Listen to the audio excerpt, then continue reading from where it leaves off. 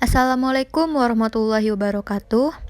Terima kasih kepada Dr. Gigi Marta Mozarta MSI selaku dosen pembimbing jurnal reading konservasi gigi saya. Baiklah, adapun judul jurnal reading konservasi gigi saya yaitu Endocrown, sebuah perawatan alternatif untuk restorasi molar secara endodontik dengan kerusakan koronal yang luas. Gigi molar yang telah dilakukan perawatan endodontik akan membuat gigi tersebut menjadi rapuh. Itu terkait dengan pengangkatan pulpa dan jaringan dentin di sekitarnya. Gigi molar dengan kerusakan koronal yang luas, biasanya dokter gigi merestorasinya dengan mahkota pasak. Namun, adapun keterbatasan penggunaan mahkota pasak seperti saluran akar terkalsifikasi dan saluran akar sempit membuat dokter gigi memikirkan alternatif lain, seperti penggunaan endocrown, mahkota endodontik adhesif. Endocrown yaitu mahkota yang akan dipasang ke dinding internal ruang pulpa dan pada margin kavitas.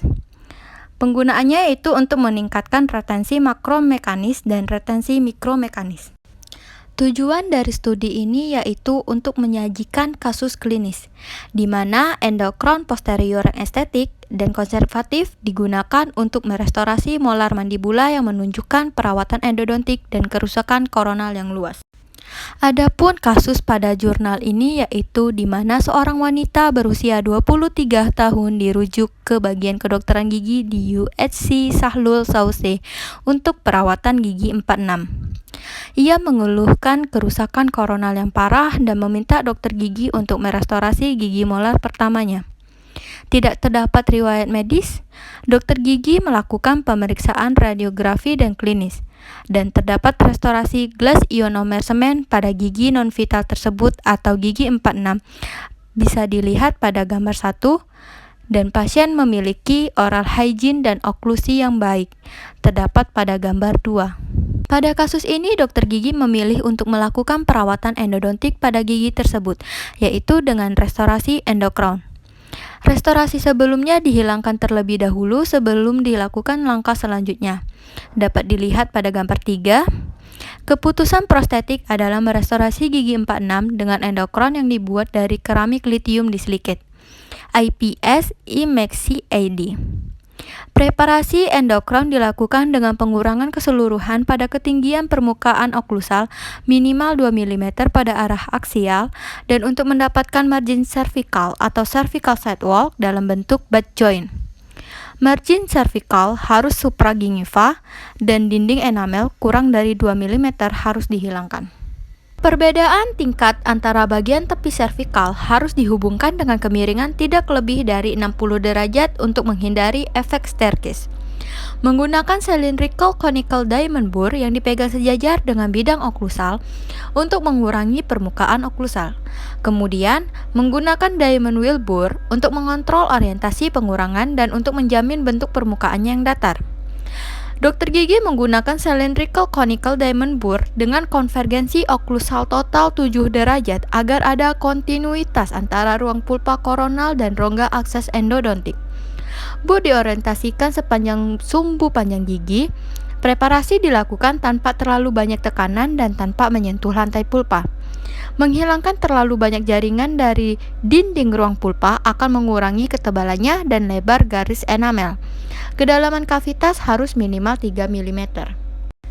Selanjutnya, akses saluran pulpa dibuka.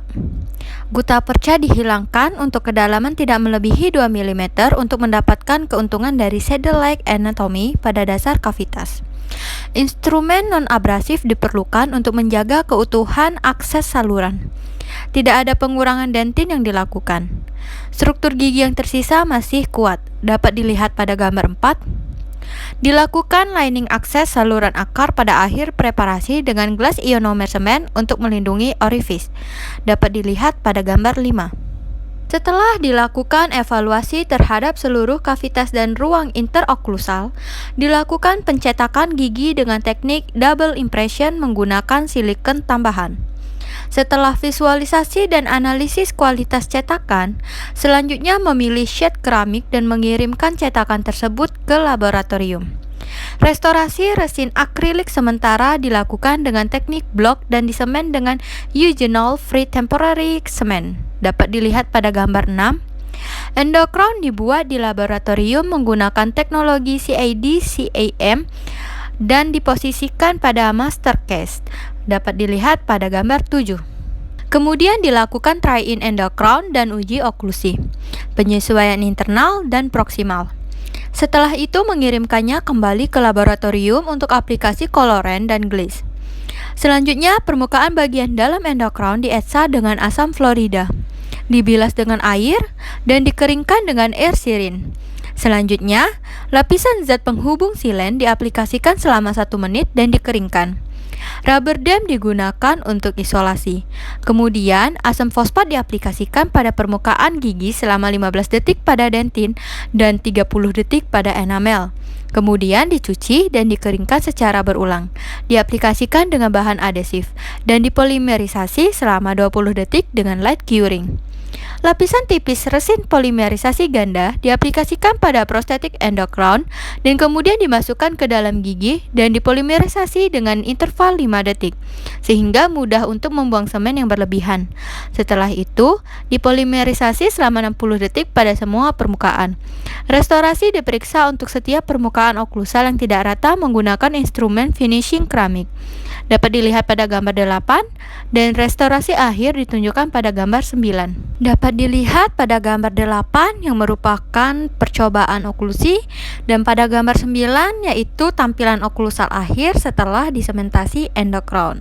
Terdapat beberapa indikasi endocrown yaitu yang pertama gigi molar, selanjutnya gigi yang memiliki mahkota klinis rendah atau pendek, lalu saluran akar yang mengalami kalsifikasi atau saluran akar yang sempit.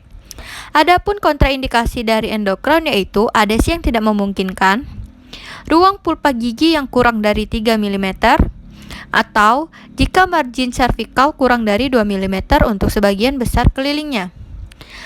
Terdapat beberapa kelebihan endocrown yaitu prosedurnya mudah, biokompatibilitas dan biomimikri yang baik, dan keausan gigi yang minimal.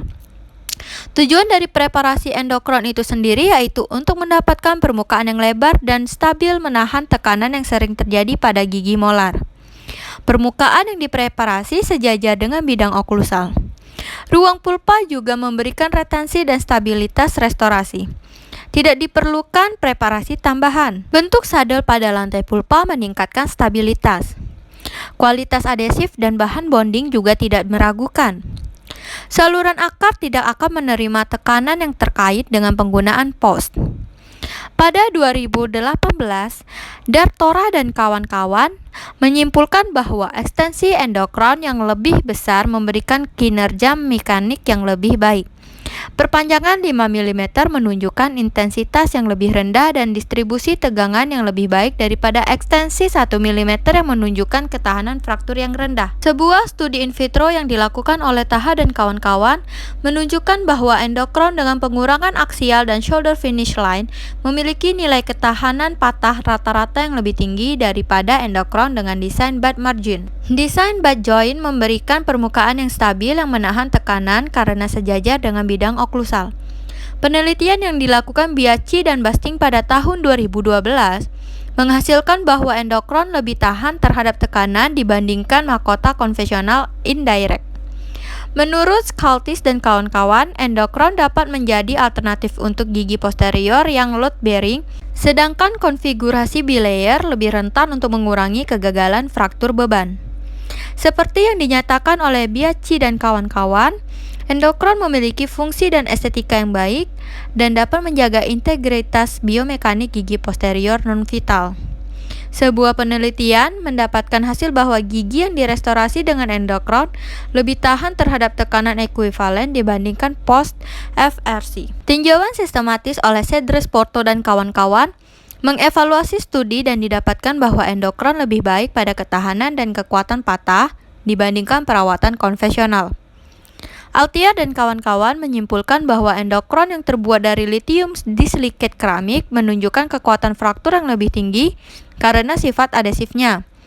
Dan lithium disilicate keramik juga mendukung interlocking mikromekanis dengan semin resin. Sebuah studi in vitro yang dilakukan oleh Grasnat dan kawan-kawan mengevaluasi pengaruh kekuatan aksial dan lateral pada endokron yang terbuat dari Li2Si2O5 dan komposit resin multiphase.